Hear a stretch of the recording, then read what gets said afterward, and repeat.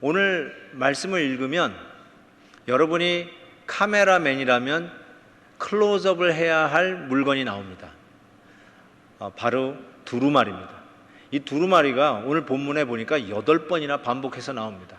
다른 어떤 단어들보다 가장 많이 반복되어 나오는 단어이기에 굉장히 중요한 단어인데, 이 두루마리에 7개의 인봉으로 봉해져 있었습니다. 그러면서 누가 과연 이 인봉을 뗄 수 있을까라고 이야기를 합니다. 이 7개의 인봉으로 봉해져 있는 두루마리는 저와 같이 생겼습니다. 여러분이 혹시 이상한 거 다른 걸 생각할까봐 일부러 저거는 보여드립니다. 그래서 저기 촛농 같은 것이 인봉인데, 이것이 녹기 전에 자기의 인감 도장 같은 거를 찍는다든지 자기의 어떤 마크가 있는 걸 찍어서 그 사람 외에는 이 인봉을 떼어서 그 안에 편지나 두루마리의 내용을 보지 못하도록 했던 그 1세기 당시의 두루마리의 개념 속에 이 두루마리를 7인봉으로 확실하게 봉해 놓았습니다. 누가 과연 이 인봉을 뗄 수 있을까? 검을 빼는 자가 영국의 왕이 되듯이 이 인봉을 떼는 자가 우리의 왕, 우리의 메시아가 되는 것입니다. 그런데 오늘 말씀해 보니까 하늘 위나 땅 위에 땅 아래 그 누구도 이 인봉을 뗄 자가 없다라고 천사들이 얘기합니다. 이 이야기를 들은 사도 요한이 오늘 4절에 보니까 크게 울었더라라고 얘기합니다. 이 인봉을 뗄 합당한 자가 보이지 않기에 크게 울었다라고 얘기합니다. 저는 이 계시록 말씀을 묵상하다가 사도 요한이 울었다는 말에 한동안 멈춰 있었습니다. 사도 요한이 울었답니다. 여러분에게 도전하고 싶은 게 있어요. 여러분은 언제 울어보셨습니까?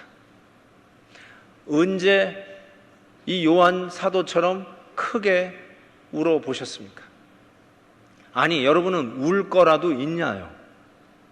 울 제목이라도 있나요?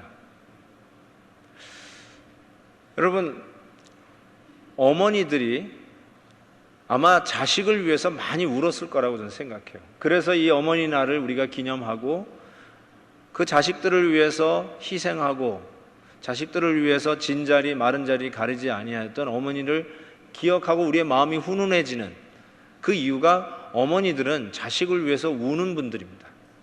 가장 사랑하는 존재요, 모든 것을 다 내놓아도 아깝지 않은 존재요.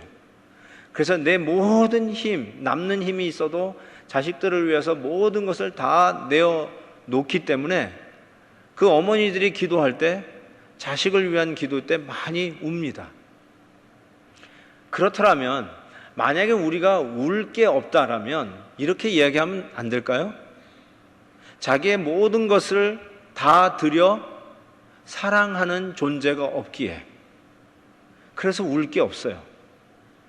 내 모든 것을 다 줘도 아깝지 않은 그런 상대가 없기에, 그래서 우리에게 울음이 말랐어요.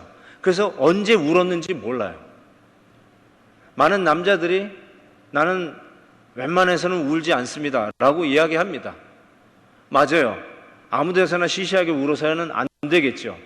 그렇지만 정말로 울음이 없다면 나에게 사랑하는 존재가 없어서 울지 않는 건 아닌지요. 저는 이 사도 요한이 우는 모습을 보면서 굉장히 도전을 받습니다. C.S. 루이스가 The Four Loves라고 하는 책에 이런 글을 썼습니다. 사랑한다는 것은 쉬 깨어지는 것입니다. To love at all is to be vulnerable. 그 누구를 사랑한다면 쥐어짜는 마음이 아프고 때로는 깨어집니다. 만약 마음이 아프기를, 마음이 다치기를 원치 않는다면 그 누구에게도, 심지어는 동물에게도 당신의 마음을 주지 마십시오. Give it to no one. 취미들과 작은 사치를 누리는 시간주의에 마음을 따로 떼어 잘 포장해 놓고, 그리고는 어떤 것과도 그 마음은 얽히지 말아야 합니다. 당신의 마음을 관 혹은 당신의 이기심이라고 부르는 궤 속에 안전하게 잠가 두십시오. 그 어두운 관 속에서 여러분의 마음은 안전하게 지켜지겠지만 당신 마음은 움직임도 없고 공기도 없고 변함도 없을 것이며 마음이 아프지 않을지는 모르지만 그 마음은 뚫지 못할 철판같이 딱딱하고 회복 불가능한 것이 될 것입니다. 사랑한다는 것은 쉬 깨어지는 것입니다. To love is to be vulnerable. 저는 이 vulnerable이라고 하는 단어를 번역을 한다면 사랑한다는 것은 우는 것입니다 라고 번역하고 싶어요. 그냥 우리의 완악한 마음들, 우리의 딱딱한 철판 같은 마음들이 확 깨어져서 우는 것, 사랑하기 때문에 우는 거예요. 사도 요한은 왜 울었을까요? 두루마리의 임봉을 떼지 못하는 게 왜 그렇게 안타까워서 울었을까요? 바로 두루마리 책이 펼쳐져야 구원이 가능하기 때문에 그래요. 어떻게 이 7교회에 전한 이 하나님의 메시지, 이기는 자에게 주시는 하나님의 약속을 어떻게 하면 누릴 수 있을까? 이 두루마리 안팎으로 빼곡하게 적혀있는 그 내용이 우리 앞에 펼쳐져야, 그래야 소망이 있고 그래야 구원이 가능하고 그래야 우리가 다시 일어설 수 있기 때문에 그렇습니다. 교회가 음부의 권세가 결단코 이기지 못하고 우리가 승리하고 이 땅에서 성도로서 당당하게 살아갈 수 있는 믿음의 힘을 어디서 얻느냐? 두루마리의 임봉을 떼고 그 책이 펼쳐져야 가능하다는 것을 우리는 짐작할 수 있습니다. 앞으로 일어나는 일이 어떠할 것인가를 펼쳐 보이는 이 두루마리의 내용이 임봉이 떼어짐으로 인하여 하나하나 펼쳐질 때 비로소 우리 성도들에게 그 이김과 승리가 가능하기 때문에 그래요. 이 구원이 가능하다는 것을 알는 사도 요한이 그 임봉을 뗄 자가 없다는 말에 크게 웁니다. 저는 이 울음을 우리 교회가 가졌으면 좋겠습니다.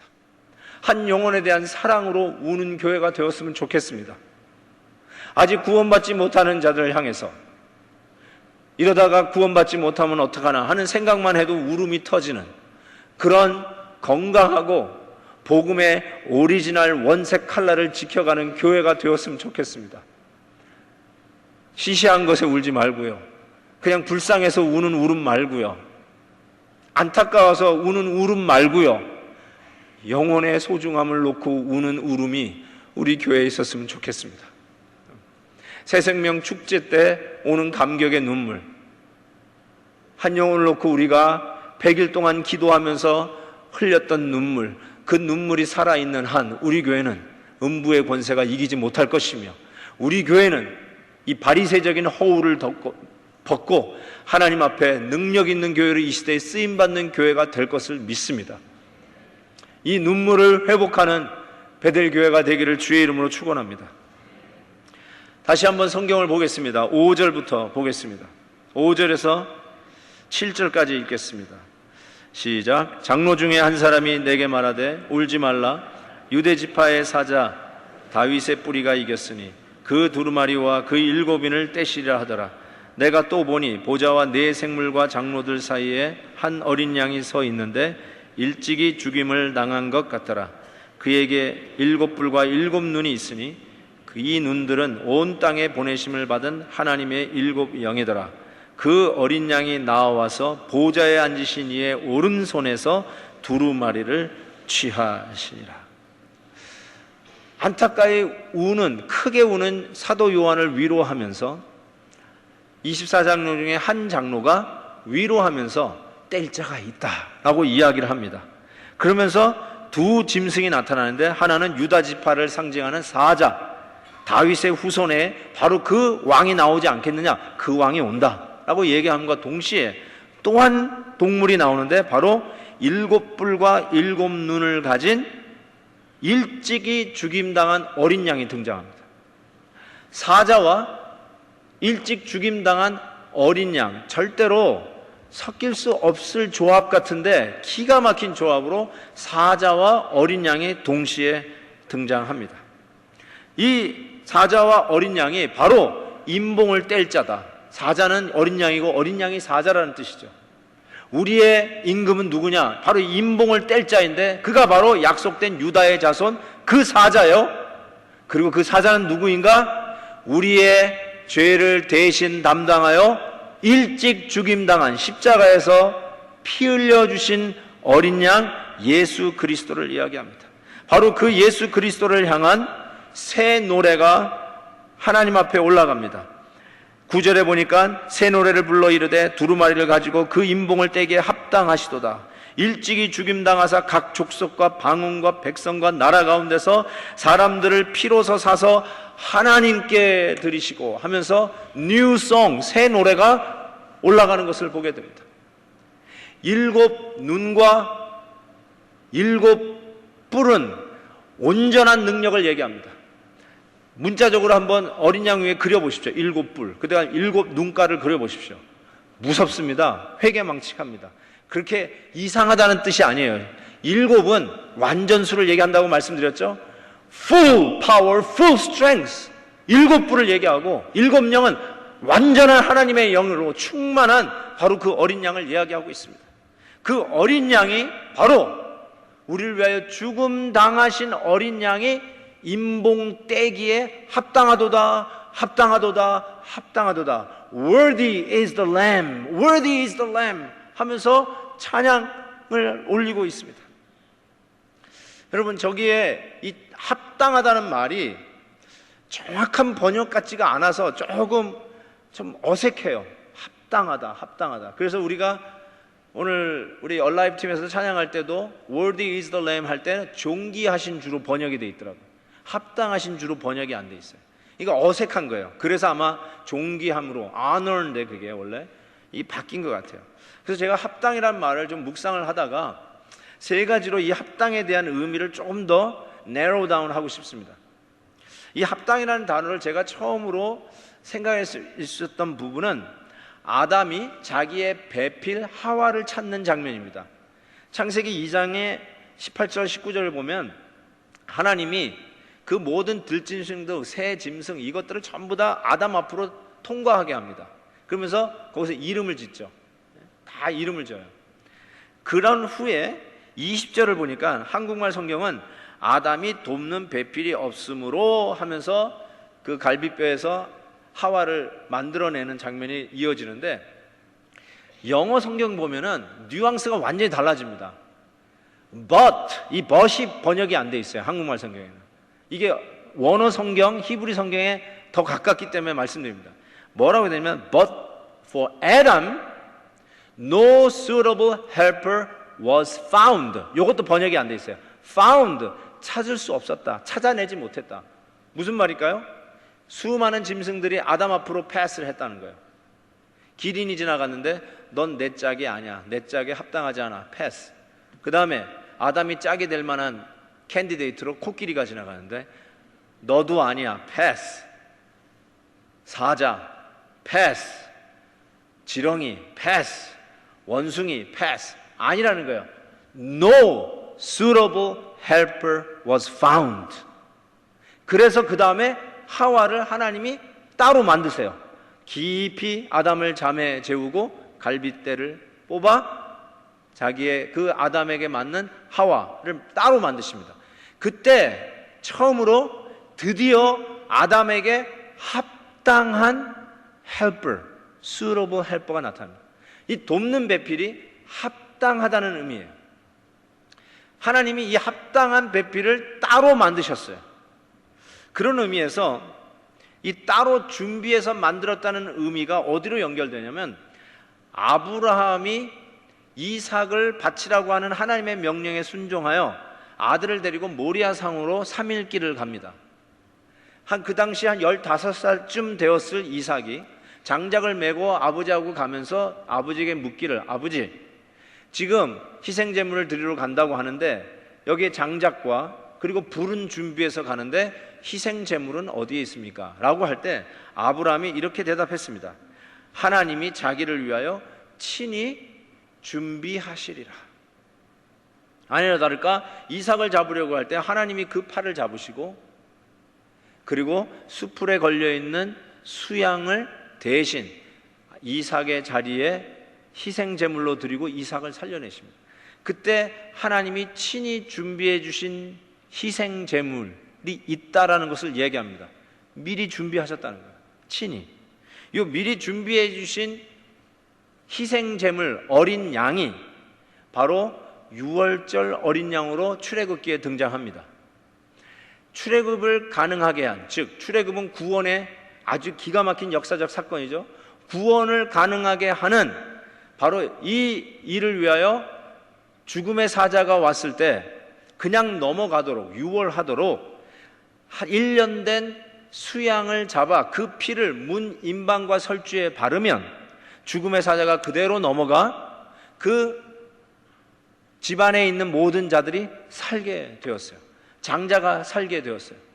바로 그런 의미에서 하나님이 어린 양의 희생함으로 인해서 대신 사는 이 원리를 출애굽 사건에서 보여주십니다. 그 어린 양을 예수님께서 그 목적에 따라 우리에게 오시고 우리에게 오신 모습을 세례 요한이 보시면서 요한복음 1장에 예수께서 자기에게 나아오심을 보고 이르되 세상 죄를 지고 가는 하나님의 어린 양이로다 라고 이야기합니다. 따라서 하나님이 미리 친히 준비한 합당한 어린 양이 등장합니다. 그 어린 양이 왜 합당하냐면 우리의 구원을 가능케 하는 두루마리의 임봉을 떼는 분이시기 때문에 그분이야말로 합당한 분이라는 것이에요. 그분 아니면 그 누구도 뗄 수가 없습니다. 그분 아니면 이 구원은 가능하지 않습니다. 하나님이 따로 친히 예비하시고 준비하여 바로 그 어린 양이 예수 그리스도임을 이야기하고 그가 바로 full strength, 일곱 불과 full knowledge of the Spirit, 성령의 충만한 지혜로 이 모든 일들을 가능케 하는 바로 우리의 왕, King of Judah, Lion of Judah, 바로 그 사자요. 그 왕이 누구냐? 우리를 위하여 죽음당한 어린 양이라고 이야기를 합니다. 그러면서 새 노래로 예수 그리스도 그분을 향한 찬양, 예배, 경배가 지속되는 것을 보게 돼요. 여러분 11절을 한번 보세요. 11절부터 14절까지 어떤 예배가 드려지고 있는지 한번 보십시오. 올라와 좀 이 예배를 보십시오. Come up here. 11절부터 14절 우리 한 목소리로 읽습니다. 시작. 내가 또 보고 들으매 보좌와 생물들과 장로들을 둘러선 많은 천사의 음성이 있으니 그 수가 만만이요 천천이라. 큰 음성으로 이르되 죽임을 당하신 어린 양은 능력과 부와 지혜와 힘과 존귀와 영광과 찬송을 받으시기에 합당하도다 하더라.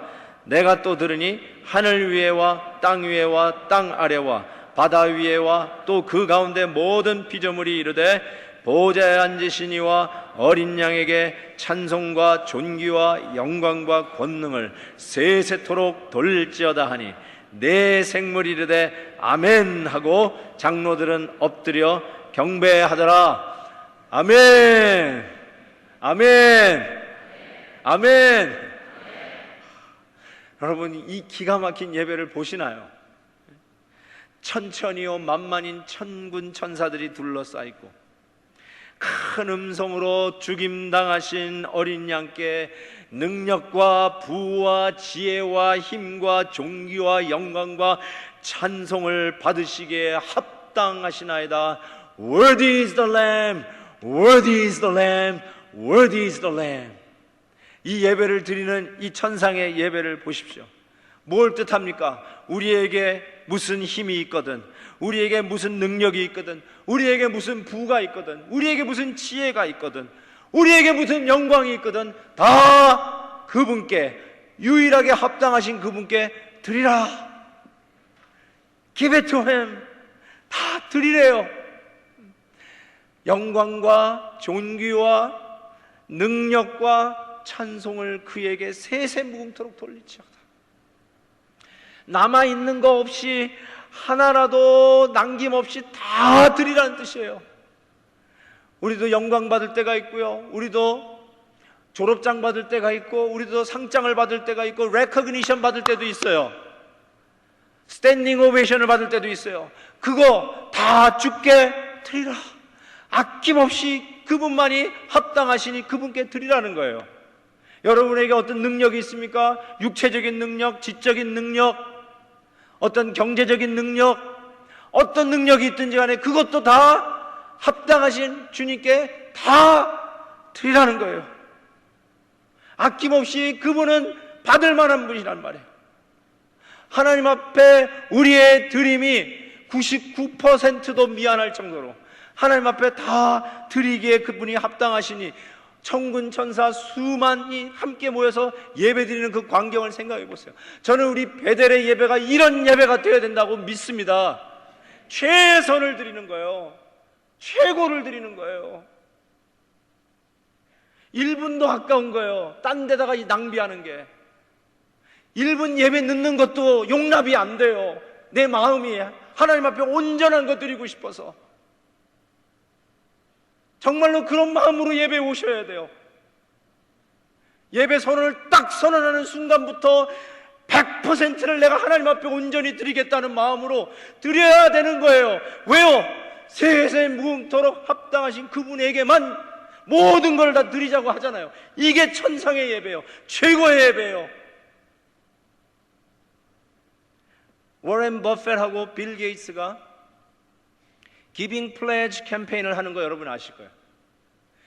이 캠페인에 빌리어네어들, 억만장자들을 주로 해서 그들의 재산을 헌납하는 이 기빙 플래지 캠페인을 하고 있어요.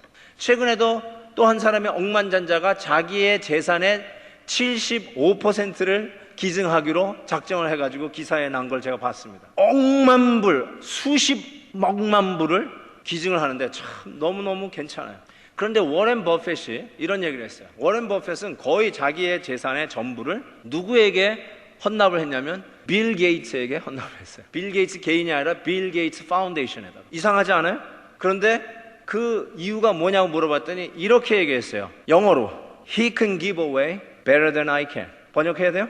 He can give away better than I can. 빌 게이츠 파운데이션이 내가 이 돈을 쓰는 것보다 더 잘 쓴다. 이 돈이 가야 할 때를, 돈이 필요한 곳에 더 효과적으로 잘 나누는 게 빌 게이츠 파운데이션이니까 나는 내 재산을 거기다가 기증한다라고 얘기했어요. 여러분, 사람도요, 더 잘 나눠주는 곳에 그걸 다 드릴 줄 알아요. 워렌 버핏이 무슨 바보입니까? 돈 쓸 줄 모르는 사람이에요? 그런데 더 잘 쓰는 사람에게 자기의 전 재산을 내놓을 수 있다고 이야기하는 것을 보면서 우리를 위해서 당신의 생명까지 다 주신 우리 주 예수 그리스도가 우리의 왕이시잖아요. 우리가 그분에게 우리의 몸 권세나 힘이나 능력이나 영광이나 존귀가 있다면 그분께 다 드리면 He could give away better than I can. 믿습니까? 그래서 아낌없이 그분에게 다 드릴 수 있잖아요.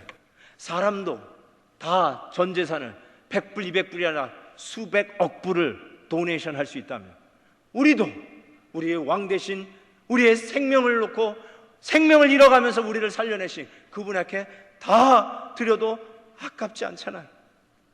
나는 이게 가장 멋진 자유인 것 같아요. 자기를 다 줘도 하나도 아깝지 않은 대상이 있으면 그 사람이야말로 진정한 행복자라고 생각해요.